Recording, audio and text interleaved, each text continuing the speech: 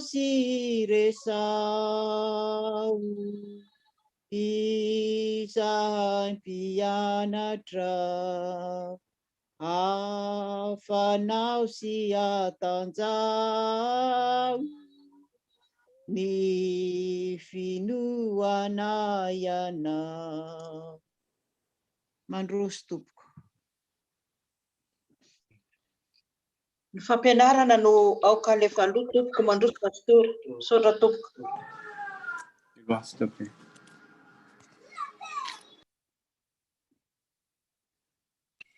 Yari vapatsika rehetra tompoko. Andriamanitra misotranao izay raha mbola nomenao indray ty fotoana ity izay mbola ahafahanay miantso ny anaranao. Ary misotranao koa izay raha mbola nomenao ity fotoana ity izay ahafahanay mifampahery amin'ny alalan'izao fiombonam-bavaka izao, amin'ny alalan'ny teny izay novakina na hotoriana na fampianarana. Satria mbola Andriamanitra miteny mampahery anay ianao, indrindra fa amin'izao andro sarotra iainanay izao, dia tsy mety mangina tokoa ianao fa mbola mizara ny teninao, mizara teny fiainana izay mamelona anay, izay mampitombo ny finoanay ianao, mampitombo ny fifankatiavanay, mampitombo ny fampiraisana. Mandalo fotoana sarotra tokoa izay, eny mandalo ady, mandalo fizaham-toetra, mandalo fotoana izay mety makivy, maketraka, ary kanefa dia eo ianao mandrakariva Jesosy izay miteny aminay fa mankanesa ty amiko ianareo, izay miasa fatratra sy mafesatretana, fa ao aminao tokoa no misy ny fitsarana, misy ny fiadanana. Ka hankany amin'iza moa izay Jesosy, hankany amin'iza tokoa moa izay fa ianao no mety mampahery anay amin'ny alalan'ny teninao, amin'ny alalan'izao fotoana fiombonam-bavaka izao zava-dehibe izany, satria ianao tokoa no manamarina ny teninao fa n'aiza n'aiza misy roa na telo mivory amin'ny anaranao teo ampovoany ianao. Koa mitenena ary Jesosy araka ny fombanao fa mihano anao ny olonao. Amin'ny anaranao Jesosy no irinay sangatana izany vavaka izany. Amen. Tata Perline azafady tompo mba vonona micro fa misy écho. Azafady Tata Perline. Tatra tompo.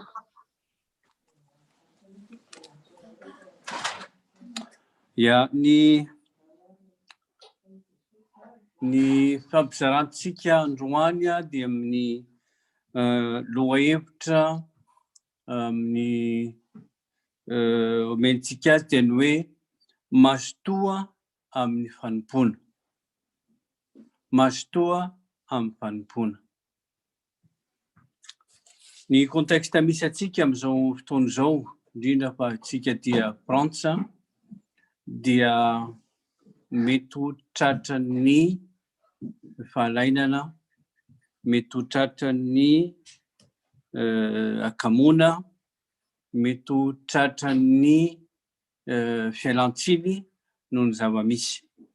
Ka io indrindra no natonga izany ny eritreritra hoe ity lohahevitra ity no andeha ho mpanjinitsika amin'izao toetrandro misy atsika izao, dia ny hoe mazotoa amin'ny fanompoana. Ary indrindrandrindra fa ao anatin'ny fotoana, ny cadre, ny fifoazana isika, ary amin'izany dia ny mpiandry sy ny mpiomana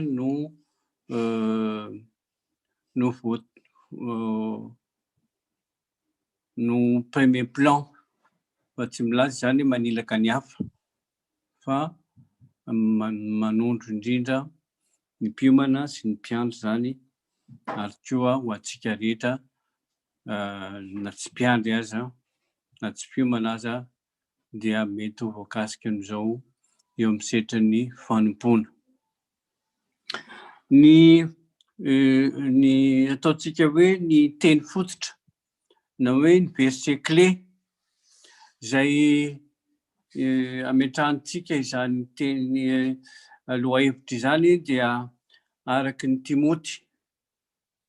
Timoty faharoa ny andininy toko faharoa, Timoty faharoa toko faharoa ny andininy 15 tapany A. 2 Timothée 2:15a. Vakitsika amin'ny anaran'i Jesosy. Mazotoa manolotra ny tenanareo amin'Andriamanitra, olona voazantoetra, dia mpiasa tsy mahazo enatra. Mazotoa manolotra ny tenanareo amin'Andriamanitra, olona voazantoetra, dia mpiasa tsy mahazo enatra. Timoty faharoa toko faharoa ny andininy 15 tapany voalohany. Araky ny favoalazako teo dia ny mpiandry sy ny mpiomana no eo amin'ny lohalarana amin'izao fampianarana izao. Averiko ihany fa tsy manilaka ny tsy mpiandry na ny tsy mpiomana izao, fa mahazo ihany koa eo amin'ny sehatry ny fanompona. Dia ireo olona zany izay manolo tena ho amin'ny fanompona izy. Fantatsika ny fampianarana fa misy ny fiantsoana voalohany dia fiantsoana ho amin'ny fivavahana, ary ny fiantsoana faharoa dia fiantsoana ho amin'ny fanompona. Ka dia eo indrindra no hipetrahan'ity lohahevitra ity hoe mazotoa amin'ny fanompona. Ka amin'izany dia misy toe-panahy na hoe toe-po na toe-tsaina zany izay takiana amin'ny ireo olona manolo tena ho mpanompo mba handeha mendrika izany fiantsoana amin'ny fanompona izany dia fanompona masina. Ka anisan'ny toe-tsaina na toe-po na toe-panahy fototra bazy zany ny ananana fahazotoana. Io moa zany ny tena teny fototra hoe fahazotoana. Ka izay olona antsoina izany amin'izany fanompona izany dia antsoina izy handeha sy hamoha. Fantatsika ny teny Jesosy hoe tsy anareo ny mifidy ahy fa izany no mifidy anareo, ka manindry anareo handeha sy hamoha. Io ny fikendrena ny amin'ny hoe olona antsoina ho amin'ny fanompona azoto, ka olona hetsika izany, handeha izany, olona mihetsika sady hisy voa eo amin'ny fiainany, ny zavatra ataony. Jaona 10:12 ny andininy 12 no ahitantsika izay teny Jesosy zay. Ka ny akamoana zany dia anisan'ny fahavalo voalohany, ataoko hoe fahavalo voalohany izay manimba ny fiantsoana ho amin'ny fanompona. Koa io no antony ny teny izay fampirisihana sady fampiarezana any Timoty, satria Timoty fantatsika zanaky Paoly apôstôly ara-panahy izy, ary notendreny iofaniny hitondra fiangonana. Ka noho izany dia mananatra azy izy, mampirisika azy izy ary mampahery azy amin'ny alalan'izao teny izao hoe mazotoa. Mazotoa.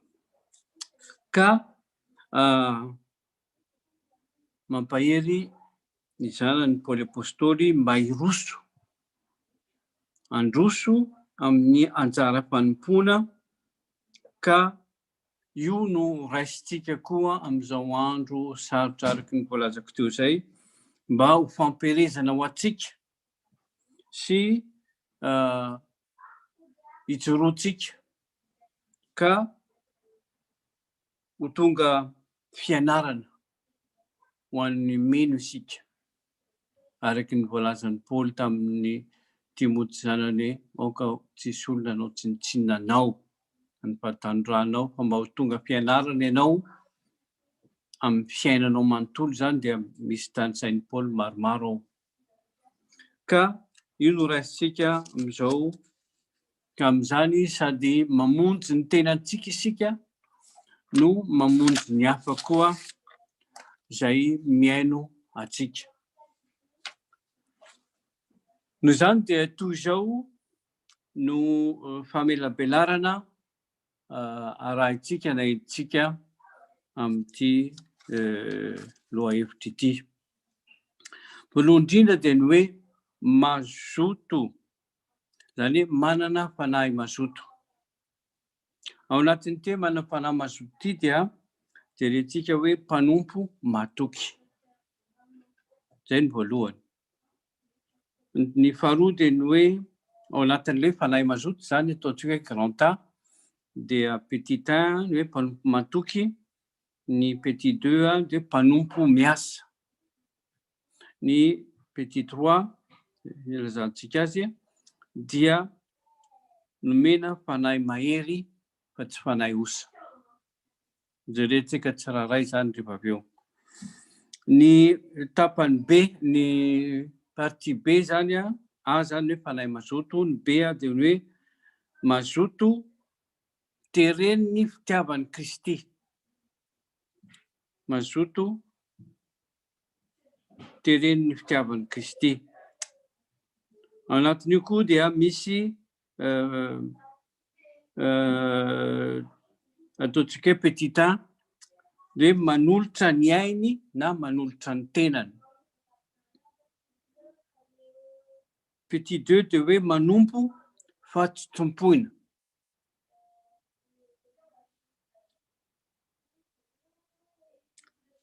Dia fahatelo na ny hoe tapany A, B, C, ataontsika C maninona fa ataontsika C fa tsy misy ary ny gasy, dia ny hoe ny fahavalon'ny fahazotoana. Ao anatin'ity hoe fahavalon'ny fahazotoana ity dia petit 1 zany ataontsika hoe petit 1 ny akamoana.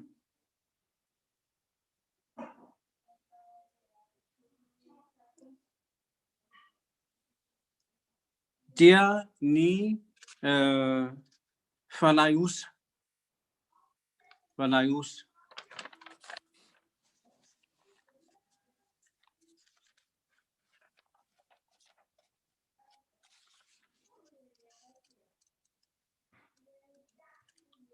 Dia ny tapany farany sady feny zany, ataontsika hoe A, B, C, D, dia ny feny zany, dia izay no amararantsika dia belabelarantsika hatrany izay efa hatrany ireo point vitsivitsy izay nitany saintsika teo. Ny voalohany zany dia ny hoe fanahy mazoto. Ny fahazotoana dia toetra izany. Olona tsy mampibadibadika. Olona izay azo itokisana.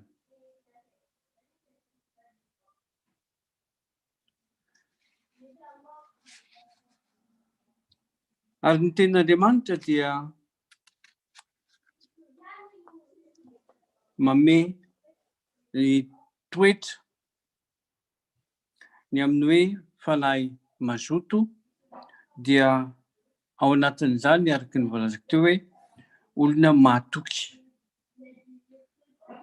Notendren'Andriamanitra araka izay teny efa voalazako teo ihany hoe Jesosy raha ny antso ny fidy an'ireo mpanompony, ireo apôstôly dia napetraka Jesosy tsara ny hoe tsy anareo no ny fidy ahy fa izaho no ny fidy anareo ka manendry anareo andeha sy hamoa.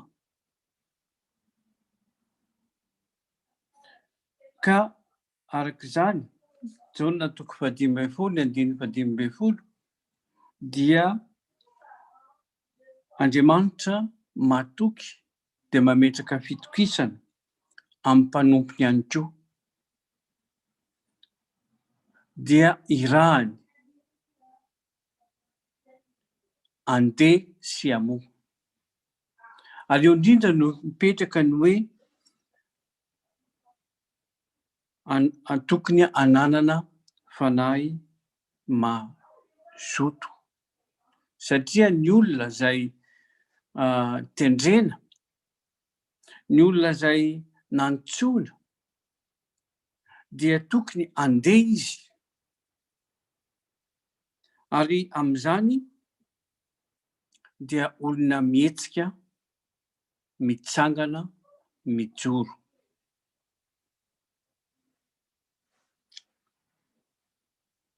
Ny faharoa dia ny hoe mpanompo miasa. Mpanompo miasa mifandray amin'ilay voalohany teo ihany hoe olona mitsangana, mijoro ary mandeha fa tsy mipetraka izany. Romanina 12 izay azontsika vakiana. Romanina 12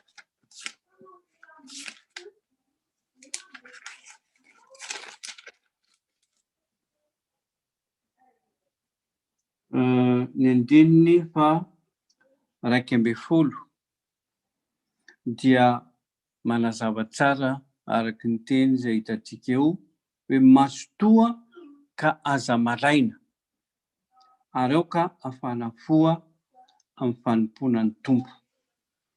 Mazotoa ka aza maraina ary ao ka afanafoa amin'ny fanompoana ny tompo. Miverina eto ny teny hoe mazotoa ary ny hoe fahafanam-po. Zava-dehibe io ny amin'izay iantsoana atsika ho amin'izany fanompoana izany ka midika avy hatrany izany fa mila miasa ny mpanompo satria nataon'Andriamanitra ho mpiara-miasa aminy. Ary izay mandrakariva ny amin'ny tenin'ny Paoly apôstôly nataon'Andriamanitra ho mpiara-miasa aminy izahay. Ny fahatelo dia tsy nomena fanahy osa isika fa fanahy mahery. Petera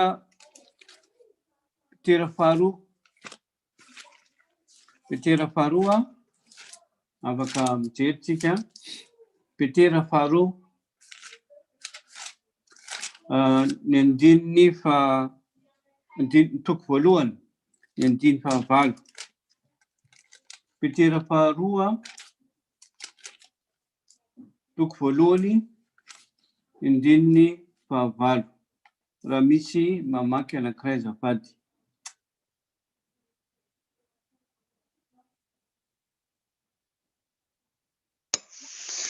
Amin'ny anaran'i Jesosy, fa raha hanananareo izany zavatra izany sady hanananareo betsaka dia tsy avelan'izany ho malaina na tsy havokatra ianareo amin'ny fahalalana tsaran'i Jesosy Kristy Tompontsika. Ny Paoly apôstôly Petera, ny apôstôly Petera dia mampirisika kokoa amin'ny fahazotoana. Ary fahazotoana ampitoetra tsara izany fiantsoana izany. Ka araky ny teny dia ny hoe isika dia tsy nomena fanahy osa fa fanahy mahery. Dia araky ny teny ny Petera eto dia apetrany tsara hoe faharananareo izany zavatra izany, ka nananareo betsaka dia tsy avelan'izany ho malaina na tsy avokatra ianareo amin'ny fahalalana tsara ny Kristy Jesosy tompontsika. Zava-dehibe zany ny ahafantarantsika ny fiantsoan'Andriamanitra amin'ny toetra izany, ka ananantsika fahazotoana zany hoe fanahy mahery fa tsy fanahy osa. Ary hitantsika eo amin'ny tapany fahatelo faran'io hoe ahoana moa zany fanahy osa izany. Fa eto zany dia ny ahafantarantsika fa nomen'Andriamanitra ny fanahiny isika amin'ny toetra izany ao anatintsika. Ka raha nanantsika betsaka izany, zany hoe mitoetra ao anatintsika, dia tsy hahatonga antsika alaina, tsy hahatonga antsika ho kamo, fa mba ho tomban-dahy mandrakariva eo amin'ny fanompoanan'ny tompo. Ny tapany petit 2 na ao anatin'ity dia ny hoe mazoto tereny ny fitiavan'ny Kristy. Ambety tenin'ny Paoly apôstôly mandrakariva koa hoe ny fitiavan'ny Kristy no manery anay. Ao anatin'ny fahazotoana zany tsy vitany hoe mazoto fotsiny ianao satria zao sy zao, fa ilay fahazotoana dia ny fitiavana ary ny fitiavan'ny Kristy, ka io no manery atsika hetsika, io no manery atsika hijoro, manery atsika hiasa, satria izay fitiavan'ny Kristy zay nanolotra ny ainy, nanolotra ny ainy na nanolotra ny tenany ho an'ny hafa, ka nanolorany tenany ho faty noho ny hafa. Ka rehefa ao anatin'ny olona zany hoe fitiavan'ny Kristy zany, araky ny tenin'ny Paoly amin'ny Korintianina faharoa toko 5:11-12, dia izany no moteurany apetsika azy, fa tsy zavatra hafa. Fa mety olona ihany misy mazoto izy satria misy intérêt ao, mazoto izy satria mety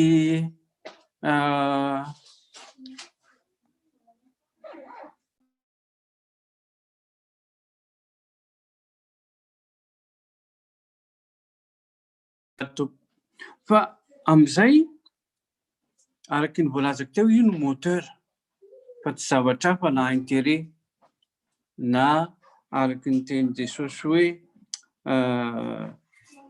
satria pikarama izy, dia zay no zavatra vitany.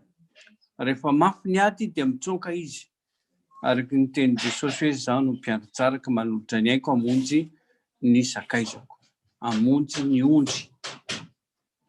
Fa ny pikarama moa Jesosy re, satria tsy tompon'ny ondry izy, zany hoe eo ihany izy, manao ilay izy ihany izy, fa rehefa tonga ny fahavalo dia mitsoka.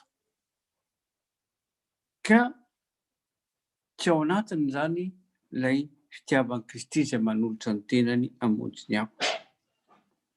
Dia hitantsika fa arak'izay koa nilazany Jesosy azy amin'ny Jaona toko 10:1-12, ary ny teny dia fantatsika loatra. Dia fanampin'izay koa ny ao amin'ny Jaona 5:20, 7:20. Tsy manam-potoantsika hamanky be da be fa ny fotoanantsika moa voafetra rahateo. Dia io ny fampirisina ataon'ny Paoly hoe atolory ny tenanareo ry rahalahy malalako noho ny famindrapon'Andriamanitra. Atolory ny tenanareo fanatitra, velona, masina, sitrak'Andriamanitra dia eo amin'ny fanompoana mety ataonareo izany. Fanoloran-tena izay itiren'ny fitiavan'ny Kristy, izay no zotom-potsika. Ka amin'izany dia ny toetrany izany hoe fitiavan'ny Kristy izany, ilay manolotra ny aina, ary koa manompo io toetra io dia raindray sarotra amintsika ny manana azy. Fa raindray isika tsy manana ilay toetra manompo, fa raindray iza dia tonga ho tompoina. Izaho no tenantsika ny tiantsika hita, tenantsika tiantsika sandratra. Fa adino lay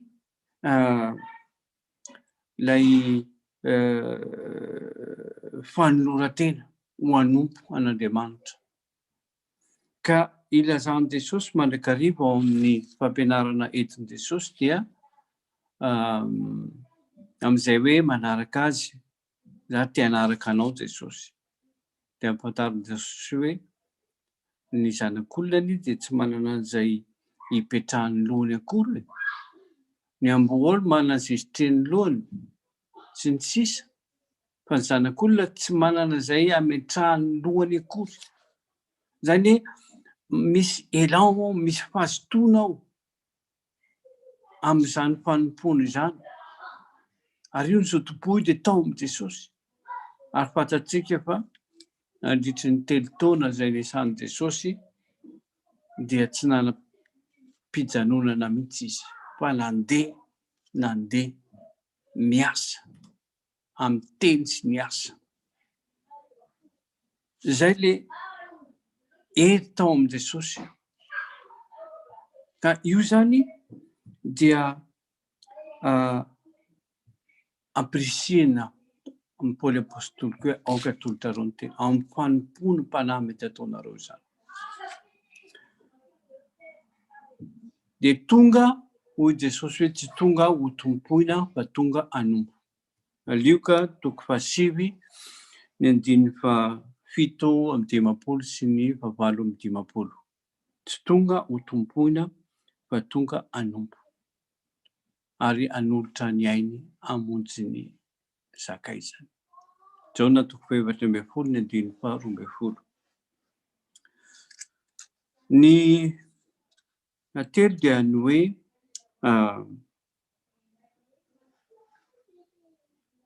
inona ny fahavalon'ny vazotoana.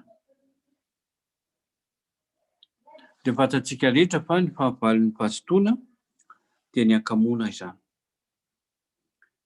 Raha mamaky ny aombolana tsika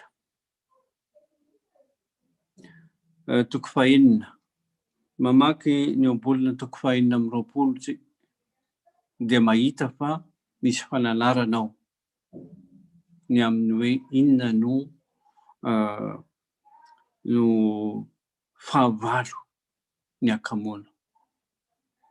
Dia saromen'ny aombolana matetika dia ny hoe ry kamondala jereo ny vitsika. Tatsika ny vitsika.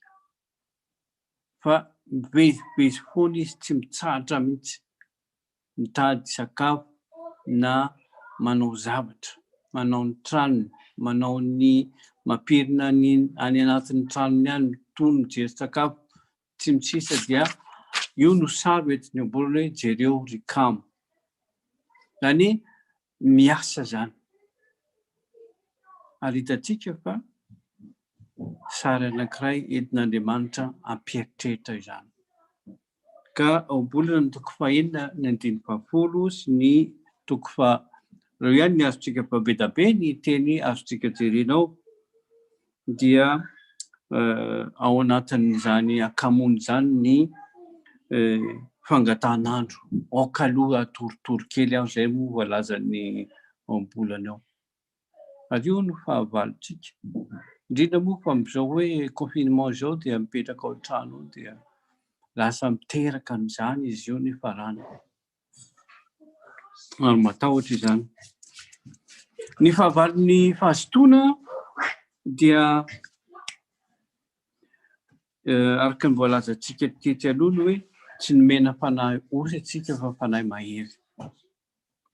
Ny fanahy osa zany no fahavalon'ny fahazotoana ihany koa. Dia ao ny fialan-tsiny. Ao anatin'ny fahosana zany dia misy ny atao hoe fialan-tsiny. Hitantsika Jeremia raha nataon'Andriamanitra izy dia hoy izy hoe mbola zaza. Mbola zaza, fialan-tsiny zany. Betsaka ny zavatra azontsika tenenina fialan-tsiny misy Covid zao. Mbola dia hita koa le fiantsoan'i Jesosy hoe andeha hanaraka dia hoy izy anankiray hoe aoka aloha za andevina ny raiko.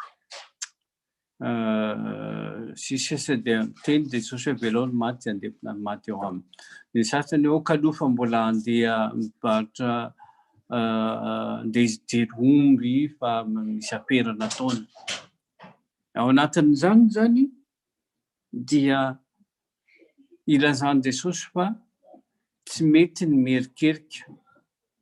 Fa tsy misy olona maninona moa filazan'i Jesosy azy hoe mandeha izy ka misy zavatra manavesatra azy ao fa tsy afaka mijoro, tsy afaka mandroso izy fa ny zavatra maro, parametra maromaro eo amin'ny fiainany dia mandrivotra azy, mahatonga azy kamo, mahatonga azy osa, mahatonga azy hiala-tsiny matetika amin'ny zavatra rehetra.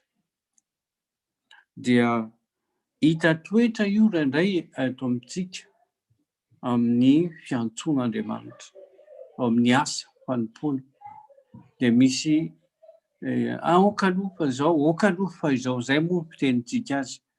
Hitantsika fa tena fahavalo ny fahazotoana izany. Mahatonga antsika mandrakariva erikerika dia miteny Andriamanitra hoe merikerika ny amin'ny ankavia, ny ankavanana. Fa rehefa mandeha tsika dia mandroso fa fanahy mahery nomenantsika.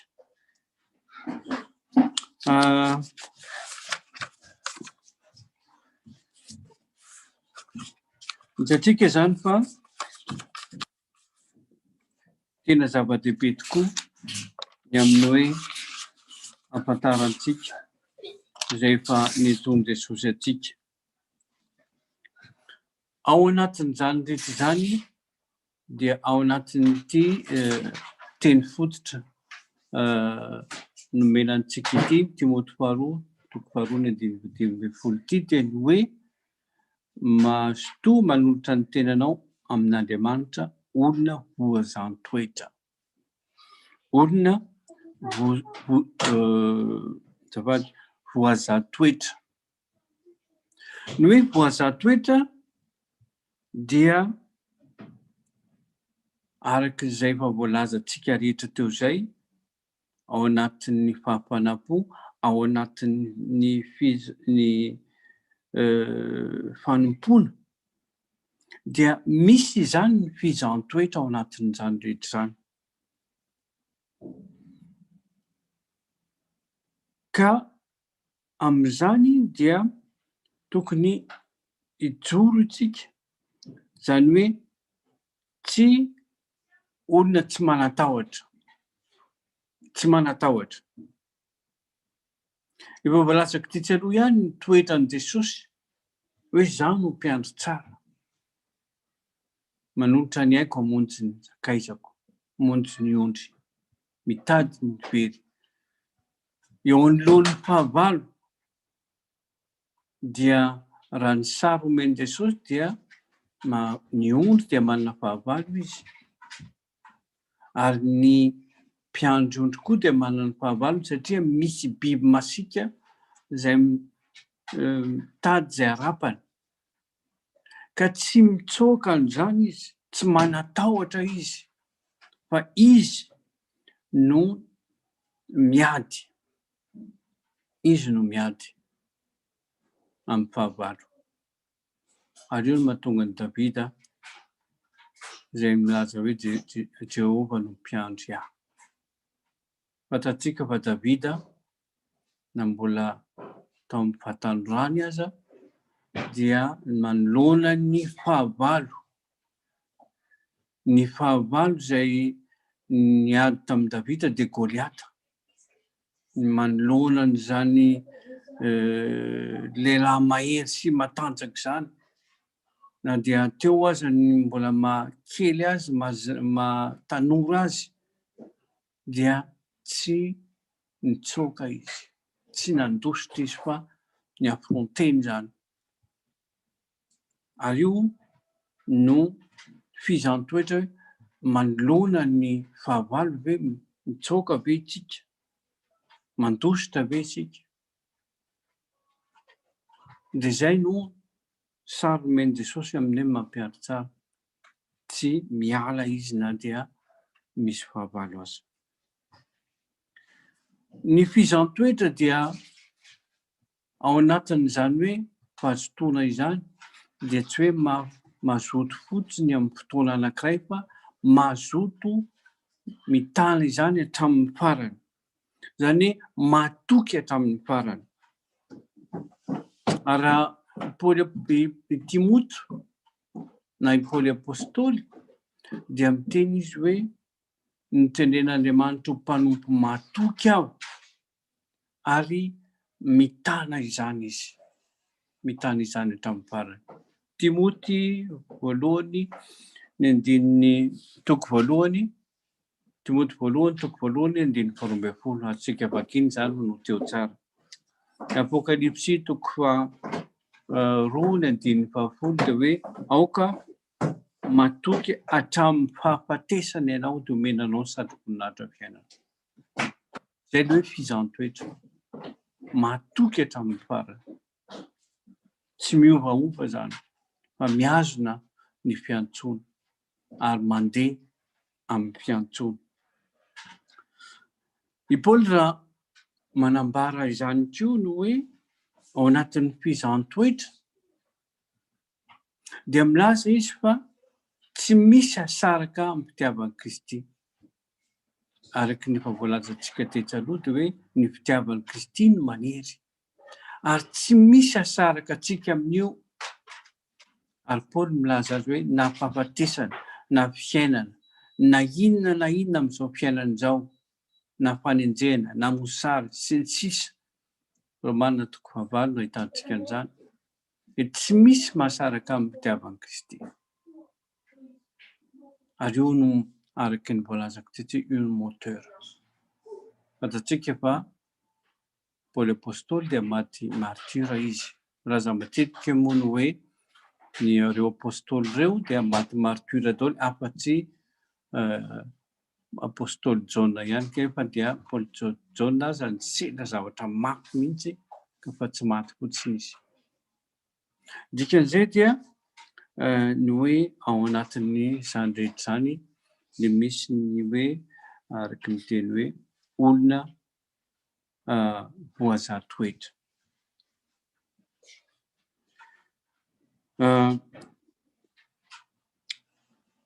Ary isika dia ao anatin'ny fizan-toetra dia misy ny devoly izay manangoly antsika koa. Io koa dia fahavalo. Tsy fahavalon'ny fiantsoana, fa fahavalon'ny fahazotoantsika koa. Ny devoly dia araka ny fahafantatsika fa rain'lainga izy.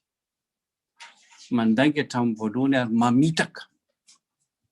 Mbola mamitaka ny olona maro. Ka mahatonga ny tsika indray misy ny fiemorana. ny fahalainana, ny tsy fahazotoana, satria manangory atsika manakariva ny devoly. Araky ny teny ny Efesianina hoe ny fanongolen'ny devoly, Efesianina 4:1. Io koa dia fahavalo ny ankamona io, ny fahavalo ny fahazotoana zafady. Ka amin'izany dia mila mitoetra tsara isika satria misy fizan-toetra izany, ary mila manohitra ny asan'ny devoly sy ny zana-tsipikalefany. Ka amin'izany dia mitondra hery ho atsika, mitondra fahazotoana ho atsika ny manohitra ny fanangolen'ny devoly. Fampirisian'i Paoly dia amin'izany rehetra zany hoe olona voazahatoetra dia hoy Paoly hoe aoka ho miaramila tsara ny Kristy Jesosy. Miaramila tsara Kristy Jesosy. Zany hoe miaramila izany dia hiady izany. Tsy manaiky ho resy izany. Tsy manaiky alemeny devoly izany. Fa miaramila miady tsara ny finoana.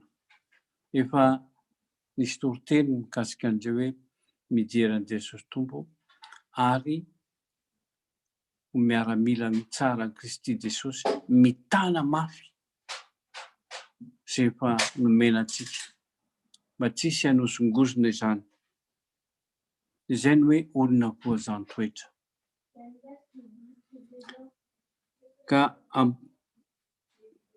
Ka mijery an'i Jesosy. Ao anatin'izany fizahatoetra izany dia misy zavatra kely tiako marina ihany amin'ny hoe ny fahazotoana. Ny fahazotoana moa dia fahafanam-po zany. Ary ny tenin'Andriamanitra moa dia miteny hoe aoka fanafo amin'ny fanompoana isika. Aoka fanafo isika. Ny Paoly apôstôly dia mampirisika izany mandrakariva, ary io teny alainy tsika fampirisiana eo amin'ny fanompoana hoe fa tsy foana tsy akory ny fikelezana rohany amin'ny tompo, aoka fanafo. Ka zavatra tsy kely eto dia ny hoe ny fahafanam-po dia raha ny teny frantsay dia hoe zèle. Misy moa mampiasa ny hoe fanatika zany dia matahotra ihany mampiasa an'ilay hoe fanatika satria amin'ilay fanatisma dia misy fahafanam-po, dia araky ny tenintsika fahafanam-po diso tafahoatra. Any misy zavatra tsy tokony atao nefa ny atao. Za tsy ilaza hoe inona risy fa fantatsika ny fitenenana momba an'izany.